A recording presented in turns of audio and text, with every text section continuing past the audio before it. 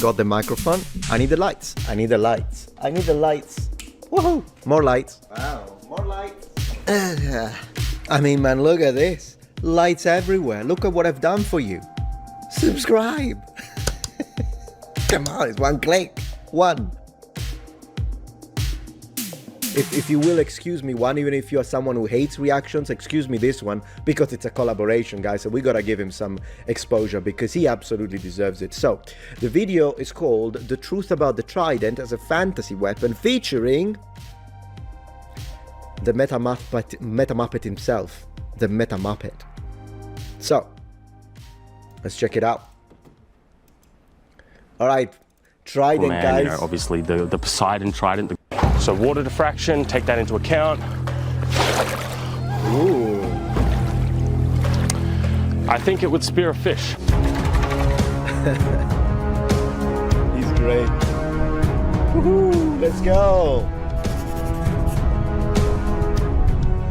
Hello and welcome back to another Hello, Trident, how you doing? episode of Screen Tested. I am your host Trident, and in today's episode we're going to be taking a look at our last and final god weapon. To refresh your memory on this little mini-series, as it were, in the first episode we took a look at Zeus's Thunderbolt. Is it a good weapon design, essentially? There's a lot of caveats in that one because, you know, thunder and magic, etc, etc, but it's an interesting episode nonetheless. Then we got to Hades' Tine, or Pitchfork, Varatha, Bident. It has a lot of names actually, and it was a fascinating one because not only is it that looks like a Biden to me, yeah. Really cool, but there's some caveats with it as well. You should check that episode out if you haven't already. And that leads us to today's episode with the last and final of the big three god weapons, the Trident. Poseidon's Trident, Aquaman's Trident, some random fisherman's Trident, whatever we want to call it. It's essentially a three-pronged thrusting device. Now, obviously, there is a little bit of historical context, you know, maybe like a gladiator that springs to mind when it comes to the Trident. Obviously, we're going to be focusing more on the fantasy aspect of it, but we will touch on that a little bit later. But with that's me, by the way. When he says that, he means me, you muppets. yeah. It was funny when you go like, oh yeah, the weapon of Poseidon or Aquaman. Man, the difference. Am I right? Oh yeah, he's great. Absolutely. You're saying, what is it? Was the shark real? Yeah, absolutely. Yeah, he's great. All right, let's go. With all that out of the way, let's get started with the build because I've been looking forward to this one. This one's fun. So getting started with the build for the Trident, because in the last episode we did Hades' Pitchfork or Bident. We need to do a couple of repairs because that's obviously what we're going to be using for the base of the Trident itself, right? We're 90% there. So after I've thrown the Bident onto the anvil, I'm going to straighten up some of the edges and the points. Then I'm going to cut some steel piping. Man, that's awesome that he makes the whole thing. Now, I will skip the construction so you can go check it on his video. Let's look at it in action. Let's go. I don't know who this is, but he's gonna get speared. Well, you wouldn't say speared to death. Would you say tridented to death? I don't know. This Trident here, not this one, but Tridents in general, do have a little bit of historical context behind them. So, for today's episode, we've got a very special guest, Metatron, and Metatron is going to be going through some of the historical uses and context behind the Trident. Hey there.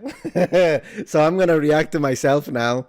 Is that weird? I don't know, but I am weird. So, you know, watch me disagree with myself. I'm going to get so pedantic that if I say something, I might disagree. So I think it's still worth doing it. Plus, I thought it was a nice thing. So, yeah, the Gladiatorial. I'm going to put where am I going to put myself? Ah! Okay, that was weird. I don't know what happened. Ah! Okay, I feel better. Whew. All right, so I'm just going to put myself here a little small. There we go. Let's see if I have something to say. I might say something wrong, so let's go.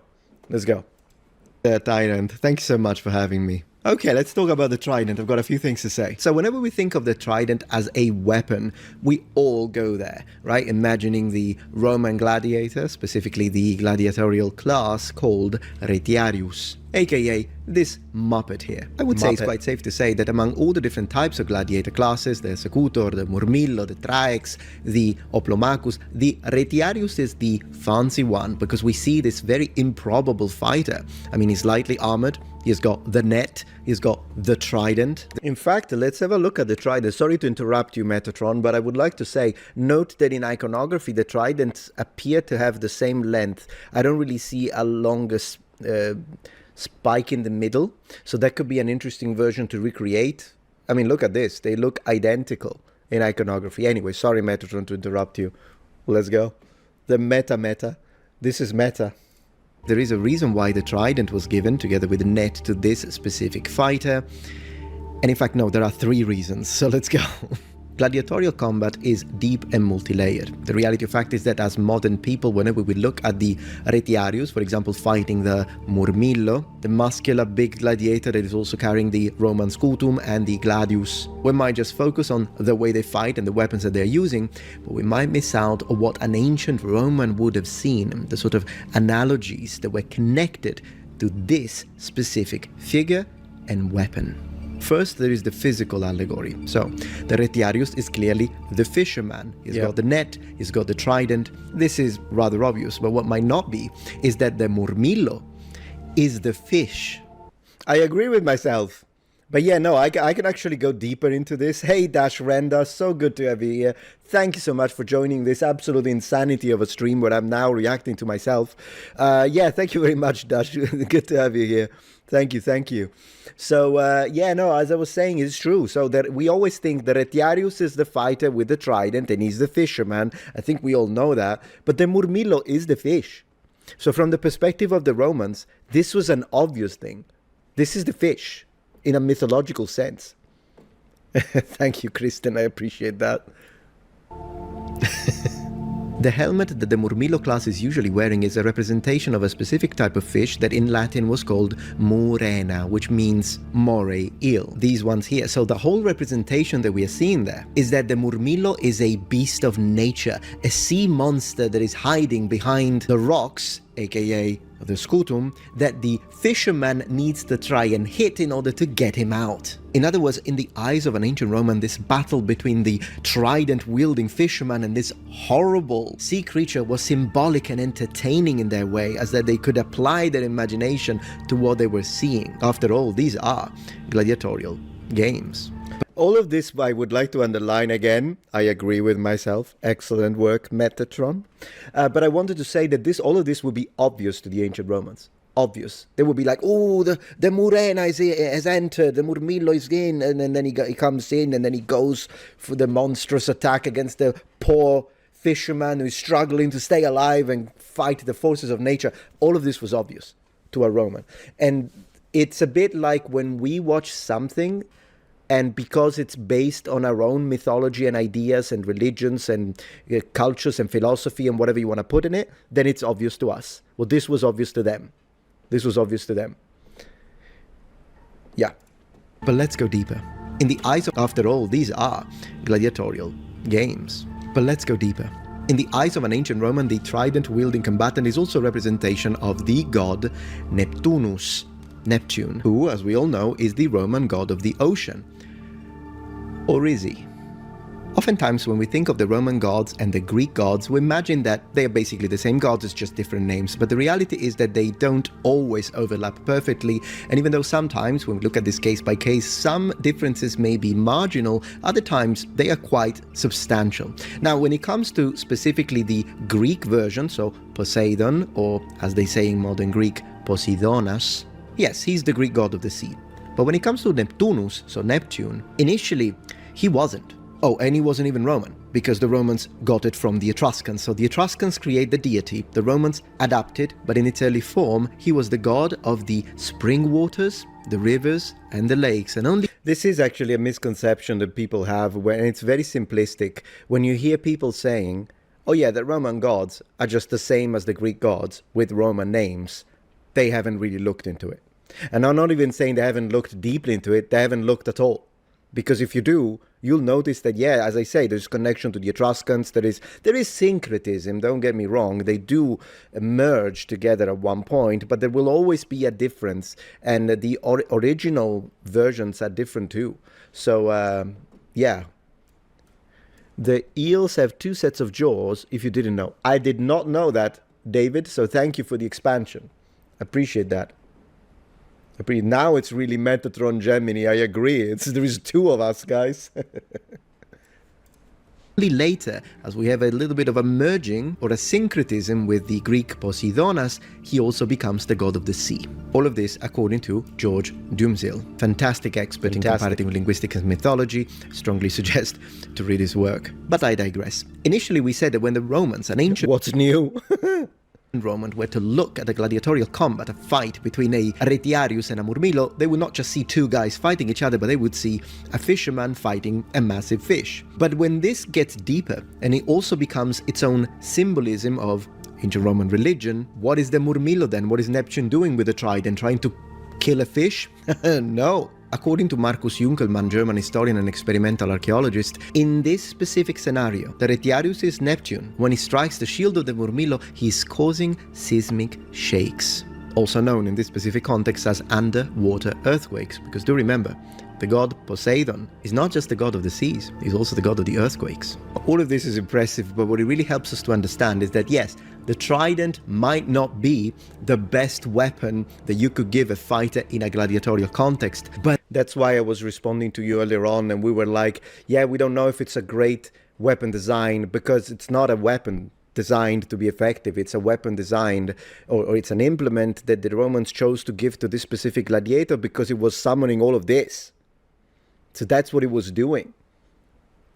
But it is the perfect weapon to give to a fighter to impress the ancient Romans and make this game 10 times more interesting because of the stimulus that it would provide to the ancients' imagination. And as a final fun fact, in its initial version, the god Neptune did not have a trident, he had a bident, the 2-pronged implement that we know ancient Romans were using to fish large fishes in the Po River. This is an image of Pluto because in Renaissance art they actually give the bident to Pluto. I'm done. Thank you. All right, let's do some throwing. Now this Man, thank you so much, Tyrant, for having me, by the way. I hope I didn't bore his audience to death. I tried to be on point. I tried to stay on point. In fact, I rehearsed it a few times because I didn't want to bore them, because sometimes I'm I kind of wave around just like I'm doing right now, so I think you know what I'm talking about. Anyways, pretty cool. I thought that there was an interesting thing, and now let's see if he's gonna throw it. Cycling the bident and the lightning bolt, so we've made all 3 god weapons with the 1 original god weapon. Right. Still really cool concept in my opinion. So in today's episode, what we're going to do is we'll have a little bit of we'll just see if this thing is good. How good is it really? Now obviously there's a couple of caveats we should mention here. This is a very fantasyful, don't know if that's a word, whatever. This is a very fantasyful type of trident, right? It's very bulky, it's very big. Yeah. Now it's interesting because the weight on it, I would say is... top heavy? Right on the line. Oh. It's okay. It's a little top heavy, obviously, because you have all the stuff here, but I think it's okay. It's right on that line of acceptable weight, I would say. In terms of how it feels to thrust, I mean, it's the same as the bident. We kind of just added the central spike, so there should be a lot of stuff. Maybe it's even better with the central spiking when it comes to balance, but he'll let us know. That's what I would think. That we're kind of, I guess, re-going over. For example, if we want to aim it, instead of aiming we can aim like this now if we want, but we can also aim like this. Yeah. How do they feel? Funnily enough, holding it like this actually feels a little lighter. Now, obviously, I think it's just because of how the weight... A little lighter. I want to see if I can say it the way he did it. A little lighter. A little lighter. How is my Australian? A little lighter. How would I say it? A little lighter, as I would say it. A little lighter. A little lighter. How is it? Is dispersed. Did that look weird? I felt like that kind of looked... I swear I was checking the weight. Interestingly enough, it still feels a lot better like that. Oh, that's so fun. Ooh, that was nice. I know we're going to be rehashing a lot of stuff, Yeah. but man, he's having love fun. these things. He's having fun. Wow. Ooh. Ooh, that was an 8. That was a 18. That roll is a 18. Man, that was good. That was good. Definitely lighter. Sorry, Marcus. So since the DCEU has been nuked, they're probably going to be looking for a new Aquaman at some point, right? Well, why don't we consider this my screen test? I mean, we are on screen tested. We do have a Trident, so I'm going to be Aquaman for a little bit. He'd be a great Aquaman. So I'm going to do the Jason Momoa, you know, how he walks out of the water, flicks his hair, smolders, puts the Trident down, glances off. That is an awesome image, though. I'll give him that. Man, this guy's buff. This is great. How much protein do I need to get like this? How much, guys? Off. Sorry. And if James Gunn, let me know if you want a new Aquaman. I just don't like the water, the ocean, or sand. Anyway, if you enjoyed today's episode, you should consider subscribing. All right, let's get back to the episode. Let's go. So Tony's down here. Tony? He is Orm, and I am Aquaman, who doesn't give a fuck. So what happens next is... All right, let's see how this thing thrusts against Tony, because like we said with the original Biden, there is the caveat, right? When you have a regular spearhead, you're only concentrating all that force on the one point. But when you have 2 points, for example, like the Biden, you're going to be sharing that surface area. And then when you have 3, kind of like the Wolverine claws, you're going to be sharing it against all 3. Man, the Wolverine claws is pretty nice. So let's see how well this design does. There's a reason why I made this point protrude longer than the other 2. So let's see what it does to Tony. Let's go. Oh. Ooh, Tony's gonna sue you. Well, you're not in America, so maybe not.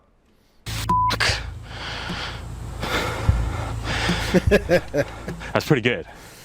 I actually didn't expect it to do so Man, good. that's a perforated lung right there. Right there. He didn't even put that much strength, did he? I thought he was going to bounce. Yeah, very. Yeah. Very heavy though. So far, the biggest negative that I've got is that it's so bloody heavy, right? It actually is a bit, it's kind of wild how heavy this thing is, but man. Wow, that's the solar plex.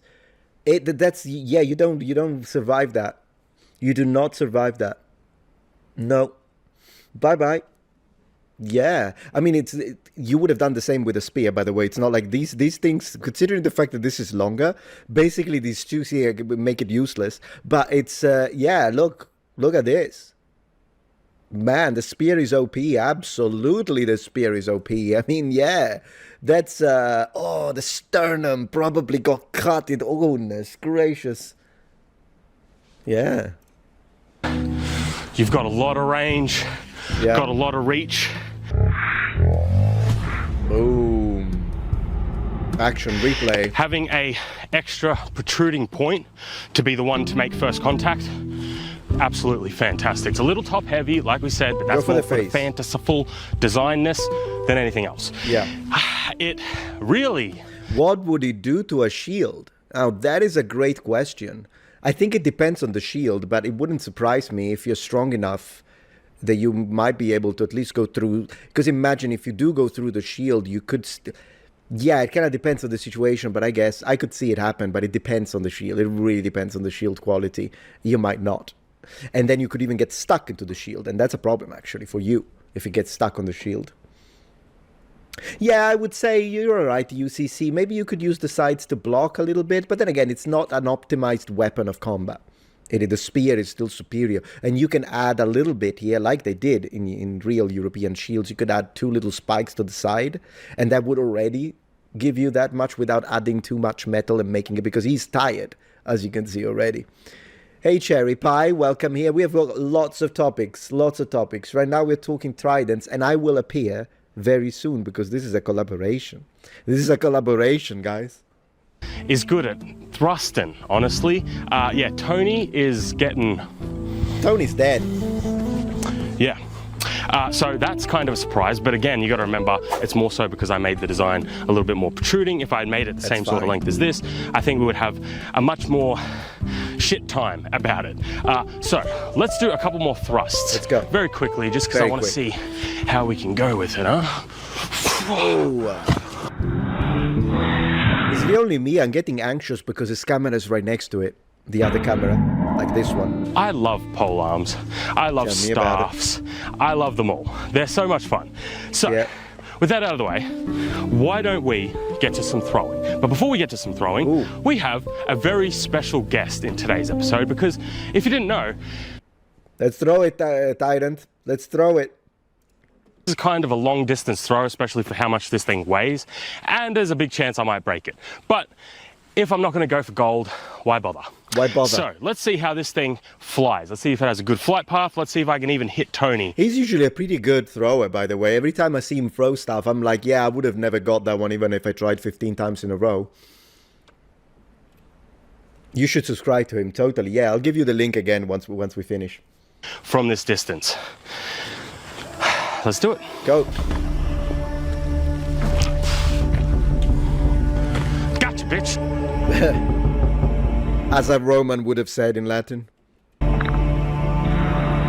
Incredibilis.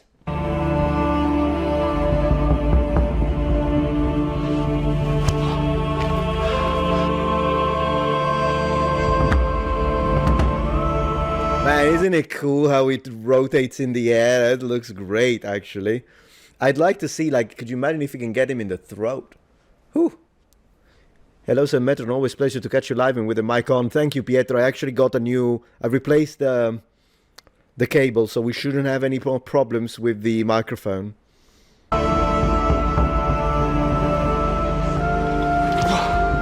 Oh, no, don't do that. Come on, man. Be respectful.